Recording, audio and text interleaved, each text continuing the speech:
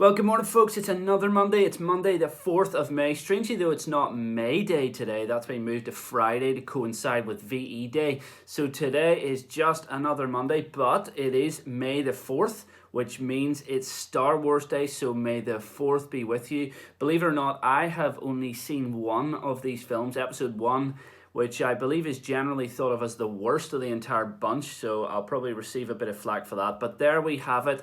Anyway, let's have a quick look at the news this morning. And it certainly seems in the last few days that more and more conversation has started to take place about post-life lockdown. It brings us hope, it brings us positivity. It seems that a number of countries are putting together plans and time frames that we might be able to aim for in the coming weeks and months. Some countries are already lifting lockdowns quite significantly. There were reports over the weekend of churches and mosques reopening in Germany. Spain are easing lockdown. Italy are easing lockdown. These are countries which were absolutely ravaged by this virus.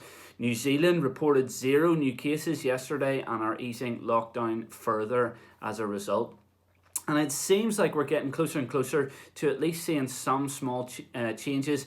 The government may well be releasing more info this week about what to expect, potentially their plans to reopen smaller businesses and their plans for how people will be able to stay safe in their various workplaces. So all in all, lots of hope on the horizon.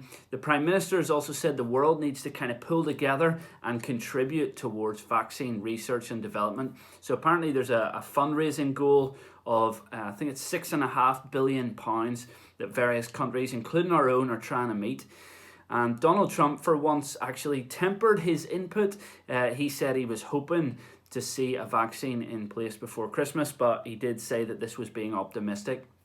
No doubt it seems that sort of a complete holistic return to normality can really only happen when this vaccine is found and rolled out. So folks, that's what we've got to keep praying for. We've got to keep asking the Lord to lead these experts toward a vaccine and get it produced and get it out there so that people can access it, because sadly people are still dying. We are sort of on the other side, you know, the peak has passed and things, and we're thinking more positively, but in actual fact people are still getting this. They're still getting the virus, they're still going into hospitals, and in some cases people are dying. So we need to keep praying. We need to ask the Lord to intervene.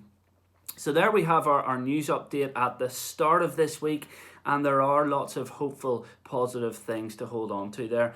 And with that in mind, I wanted us to begin our week by hearing the wonderful words of Psalm 89. Let me read this. I will sing of the Lord's great love forever. With my mouth I will make your faithfulness known through all generations. I will declare that your love stands firm forever, that you have established your faithfulness in heaven itself. You said, I have made a covenant with my chosen one. I have sworn to David, my servant. I will establish your line forever and make your throne firm through all generations.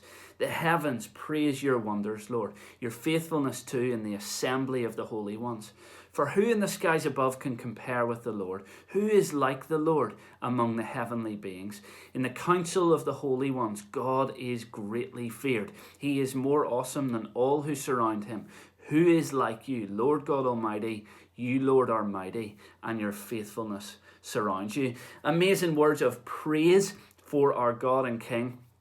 And thankfully, though, this psalm comes right after Psalm 88, which is kind of the complete opposite in tone. Psalm 88 is really the most heavy and somber psalm of all. Its final 2 lines, for example, are, your terrors have destroyed me.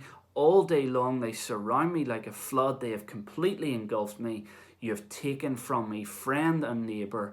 Darkness is my closest friend.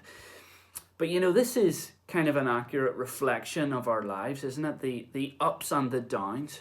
One week it can be nothing but pain, misery, despair, and then the following week it can be positivity and joy. One month it can feel that God has completely disappeared, and then the next month it feels like actually he's been holding us in his hands the entire time. And such is life. And for many of us, this lockdown has been a challenge. It's been a time of testing. For many people around the world, there's been moments of real struggle, perhaps financially, perhaps with our health, perhaps with loss or grief. And maybe Psalm 88 has been a good summary of what you've been going through. Well, my hope and prayer is that you would now begin to enter a new season, one of real hope and joy. And I would pray that you would then move from Psalm 88 to Psalm 89 in your hearts. So, folks, whatever you do today, may you know that God is still with you. He cares for you with all of his being. His love for you never stops moving toward you. And until tomorrow, God bless.